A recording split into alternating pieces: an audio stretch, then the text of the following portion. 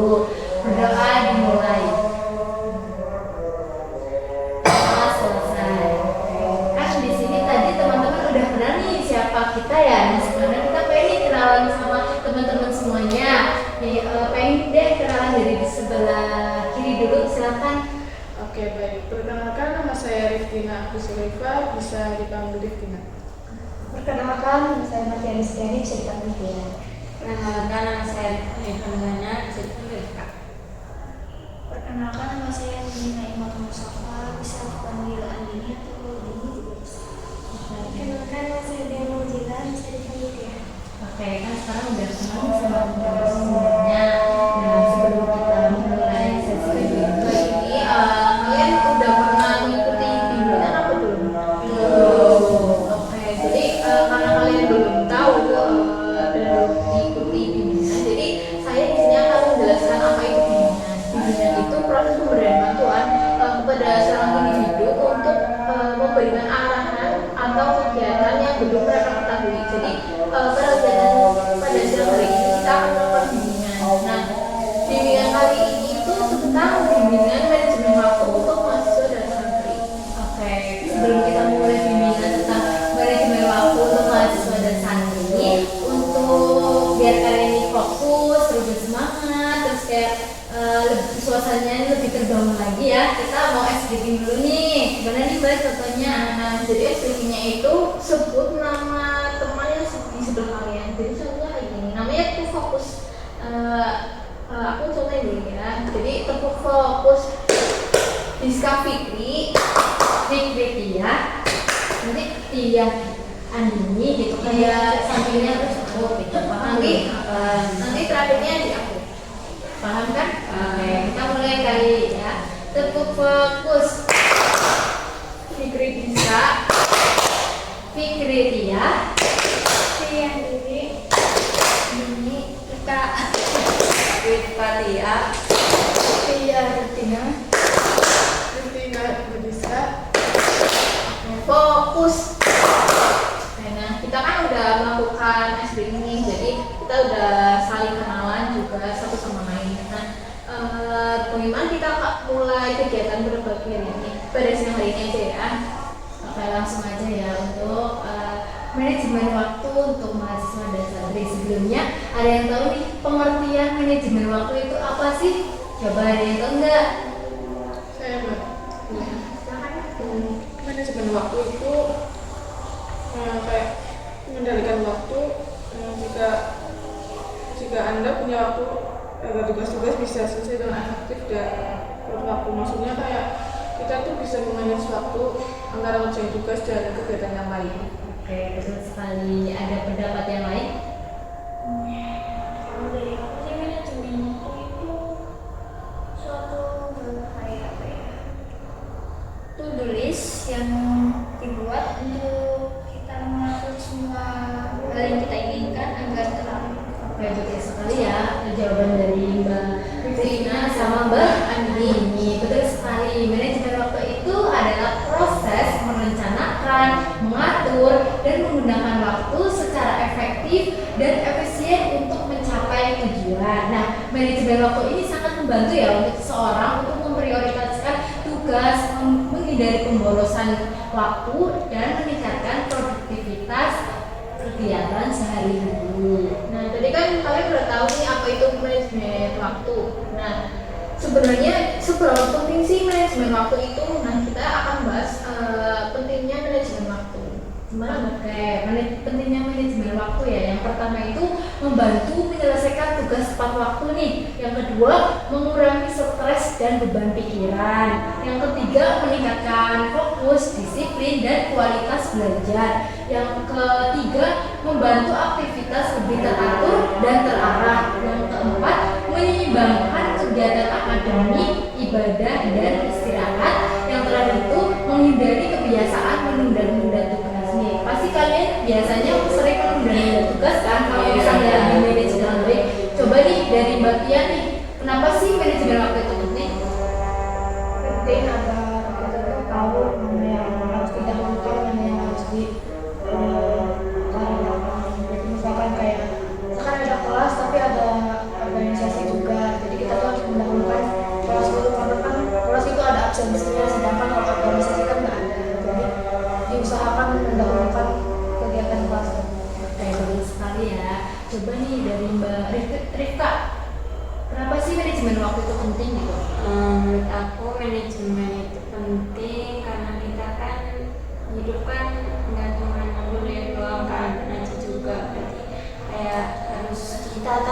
waktunya kita buat belajar, buat ngaji. Oke, bener banget jawaban Mbak Rika.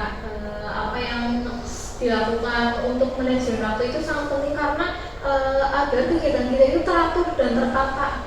Tuh, oke. Ini langsung nih di sini tantangan sebagai mahasiswa dan santri. Kan terutama kalian di sini kan sebagai ya mahasiswa sekaligus santri pondok pesantren. Pasti ada tantangan tersendiri nih. Dari teman-teman semua, coba deh sebutin salah satu tantangan yang paling benar-benar merasa tuh benar-benar terbebani gitu sebagai mahasiswa dan santri, apalagi tentang manajemen waktunya. Dari Mbak Rika, coba apa tuh Menurut saya tantangannya tuh seperti ya harus ngaji gitu kan, ada misalnya kita mau ngerjain tugas tapi kita harus ngaji, jadi kayak harus milih salah satu, harus izin atau gimana gitu. Oke, baik. Sebelahnya Mbak, gimana tantangannya? Kalau saya pribadi sih, menurut saya udah memanage waktu dengan baik ya. Saya jarang bertabrakan dengan jadwal ngaji karena kegiatan saya juga nggak begitu banyak di perkuliahan, terus tugas-tugas juga biasanya saya kerjakan sebelum waktu mengaji. Jadi saya udah berusaha biar ngaji ini nggak menunggu, kecuali kalau misalnya memang ada kegiatan yang benar-benar mendadak itu tabrakan ngaji, pasti saya mundur di ngajinya. Oke. Terus Mbak Rika gimana? Mungkin kan akhir-akhir ini banyak banget tugasnya, benar tugas yang paling tantangan bagi saya di pondok ini.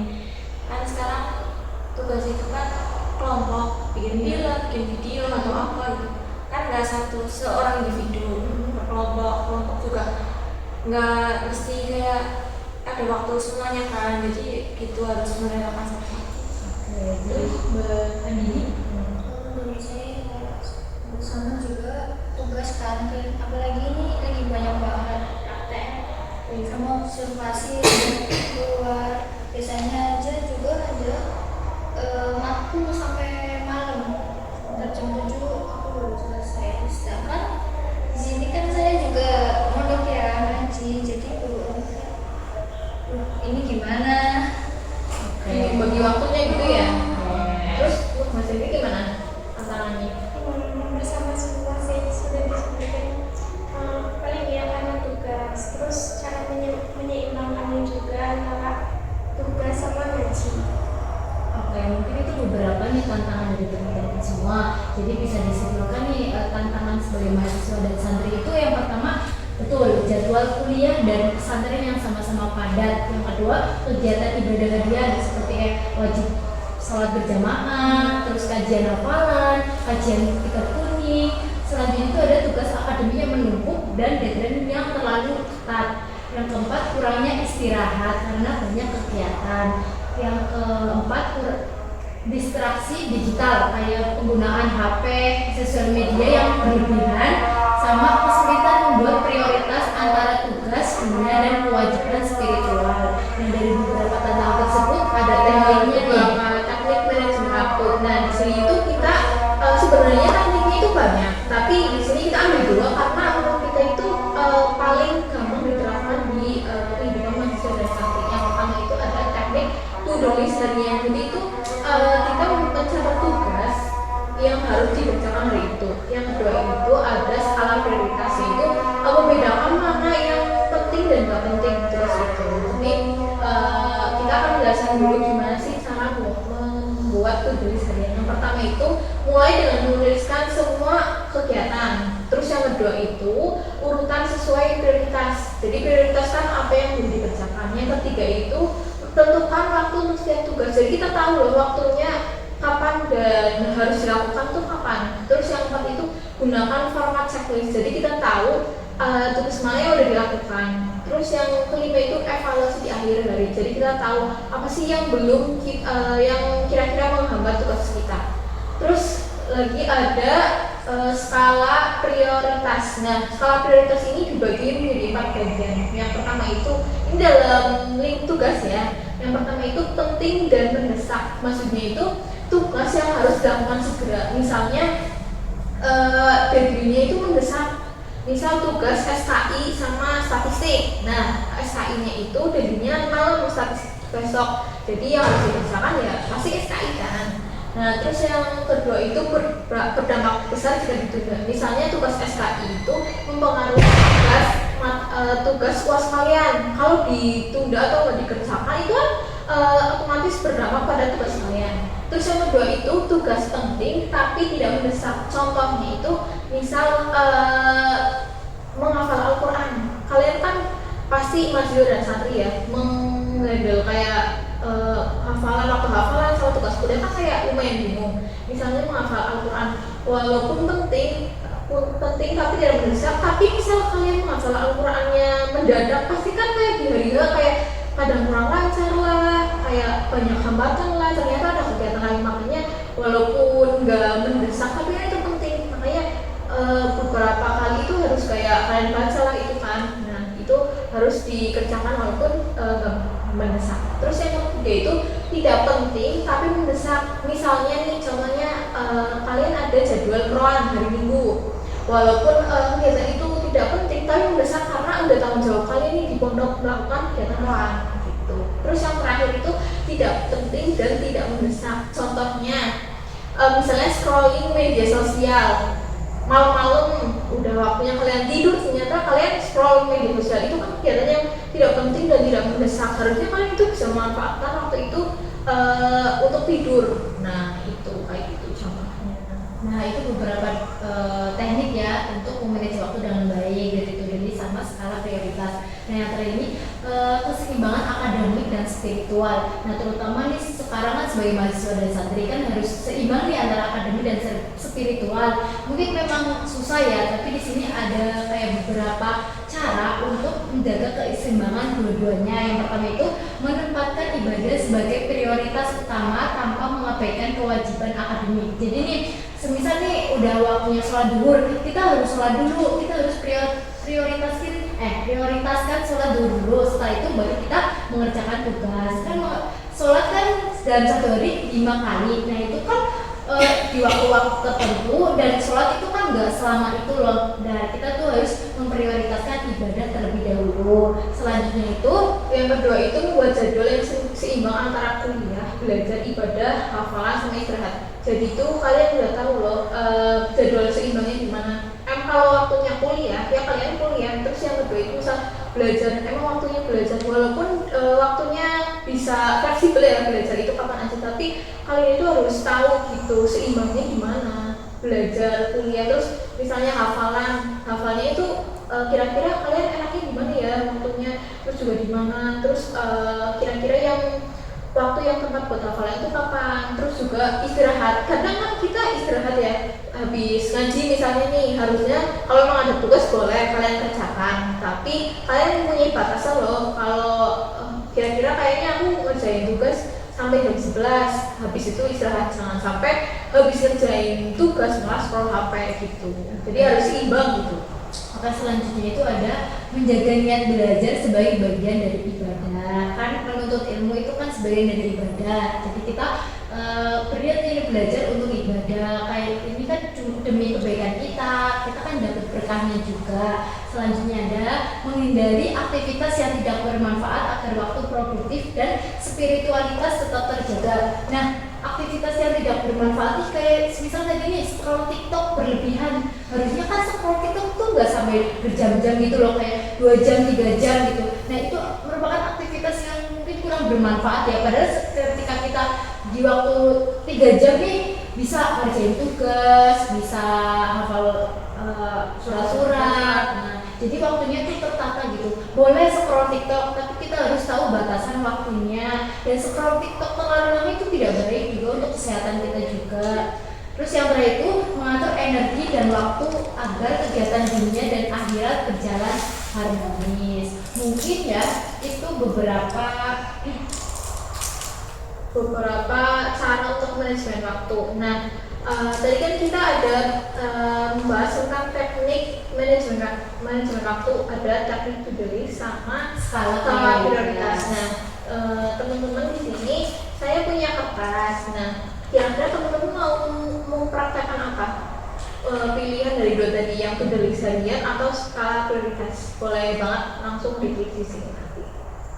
Jadi gimana, mau yang to-do list harian atau skala prioritas? To-do list aja ya, kalau memang nggak setujunya to-do list aja. Jadi saya akan membagikan kertas sama teman-teman. Jadi teman-teman bisa menuliskan kegiatan apa saja atau tugas apa saja yang akan dilakukan selama 1 minggu atau 1 hari penuh untuk besok.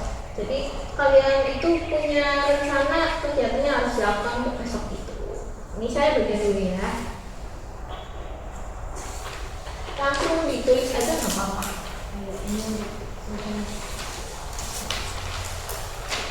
Ya, langsung ditulis aja ya untuk tulisnya. Tapi kan dari mulai menuliskan semua kegiatan, terus urutan sesuai prioritas, sama tentukan waktu untuk setiap tugas, terus gunakan format checklist. Berarti yang paling diprioritasin itu yang pertama. Ya, yang pertama, yang nomor 1 itu yang paling prioritas dari tugas-tugas kalian tuh bener-bener mana nih yang paling bener-bener deadline-nya buat besok. Jadi diurutin semuanya gitu. Yang paling mendesak, yang terdesak, sampai yang nggak penting-penting amat kayaknya bisa ditunda besok deh. Katanya gitu. Dan misalkan Teman-teman kan bisa dipraktekin biar buat latihan bisa buat to-do list harian.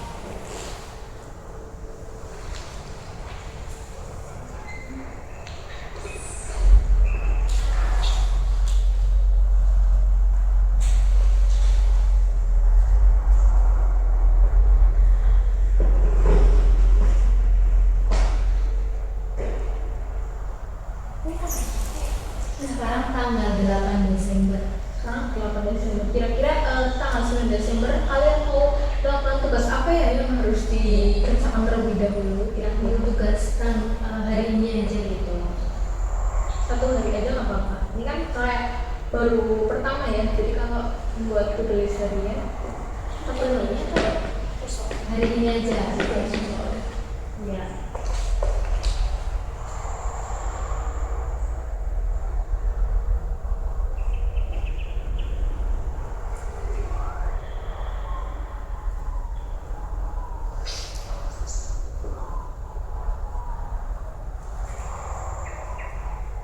Tulis tugasnya kan? Iya. ya. Boleh ditulis tugasnya sekarang nggak apa-apa. Yang penting yang pertama itu yang paling prioritas sesuai dengan waktu deadline tugasnya juga. Misalnya tugas SKI besok, terus tugas SKI kedua tugas statistik, yang ketiga tugas bahasa Indonesia.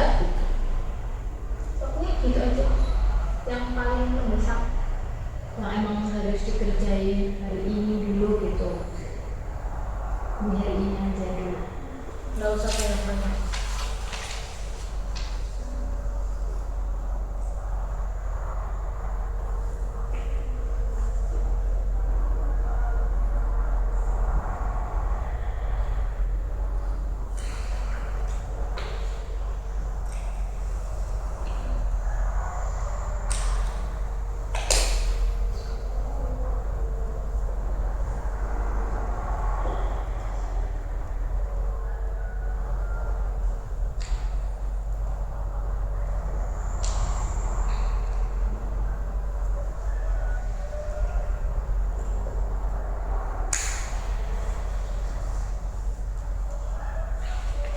Udah selesai belum ya?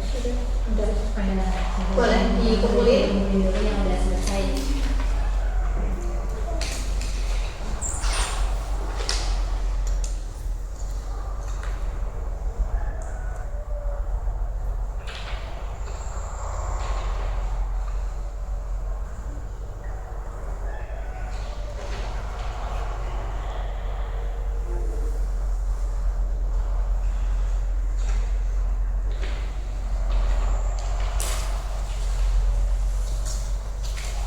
Oke, udah.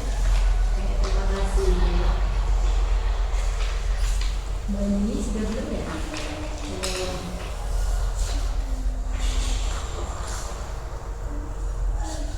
Cuma aku belum bisa.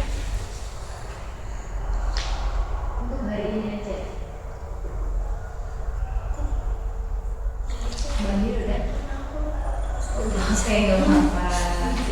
Oke, ini aku mau bacain satu ya, ini buat contoh. Nah, ini contohnya tugas punya Mbak Rifa. Ini udah ada tempat checklistnya, udah bagus banget. Makasih kasih ya Mbak Rika. Nah, tugasnya itu buat dikerjakan tanggal 8. Nah, yang pertama itu Mbak Rika mau mengerjakan tugas video matkul media ekonomi ini. Jadi itu prioritas ya, yang benar-benar besar. Yang kedua itu mengerjakan tugas video matkul produksi siaran TV.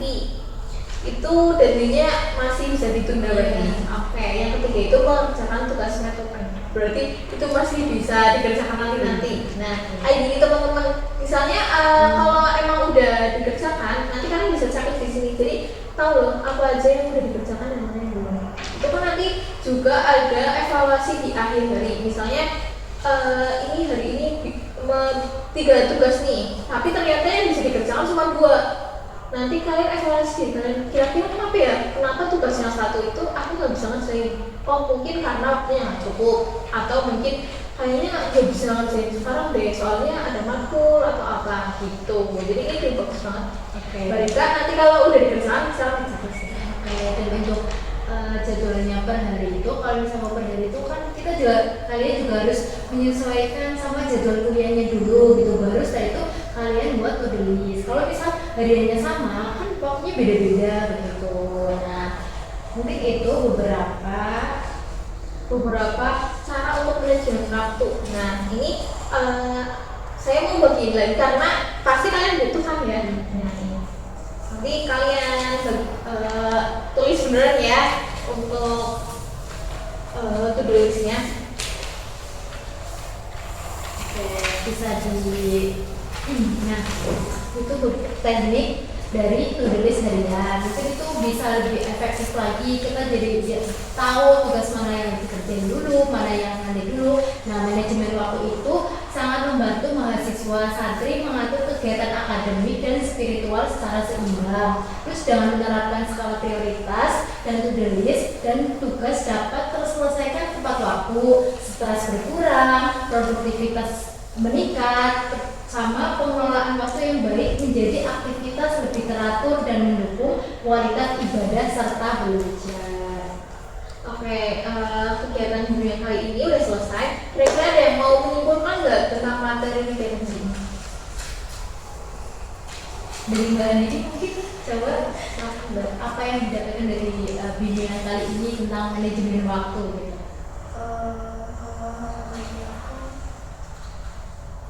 Yang aku dapat dari bahwa manajemen waktu itu penting. Karena kalau contoh satu hari itu kita lagi banyak banget kegiatan dan kita bingung mau ngapain, kita bisa pakai tadi ya to do list atau Skala prioritas. agar kegiatan hari itu tidak kacau dan cepat. Oke, bagus sekali Mbak Nini. Oke, terima kasih ya Mbak Nini udah menyimpulkan kegiatan pada bimbingan kali ini. Nah, karena kegiatan bimbingan kali ini sudah selesai, alangkah baiknya kita mengakhiri kegiatan ini dengan bacaan alhamdulillah. Alhamdulillahirabbil alamin. Oke, teman-teman, terima kasih ya sudah mengikuti kegiatan bimbingan pada siang hari ini. Saya ucapkan terima kasih. Mohon maaf kalau ada salah-salah kata dari saya dan Mbak Fitri. Wassalamualaikum warahmatullahi wabarakatuh.